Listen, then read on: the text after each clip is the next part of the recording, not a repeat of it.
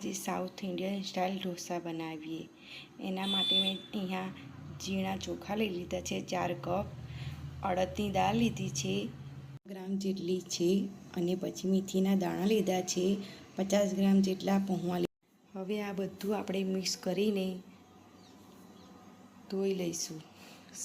જ્યાં સુધી વ્હાઈટ પાણી ના રહે ત્યાં સુધી આપણે વોશ કરીશું, અને 8-9 કલાક સુધી આપણે એને રેસ્ટ કરવા રહીશું. પછી મિક્સર જારમાં આપણે મિક્સ કરીશું, એકદમ બારીક પીસી. સ્વાદ અનુસાર મીઠું નાખીશું, અને આથો લાવવા માટે આપણે 2 કલાક આપણે રેસ્ટ કરવા મૂકી દઈશું. તવો આપણે હાઈ ફ્લેમ પર રાખવાનો છે, અને હલકા હાથે આપણે ગોળ ગોળ ફેરવવાનું છે. જ્યાં સુધી બ્રાઉન ના થાય ત્યાં સુધી આપણે પકવા દેવાનું છે, અને તેલ લગાવી દઈશું. જો મારો ઢોસો રેડી છે. સબસ્ક્રાઈબ કરના, કમેન્ટ કરના, લાઈક કરના ના ભૂલે. બાય.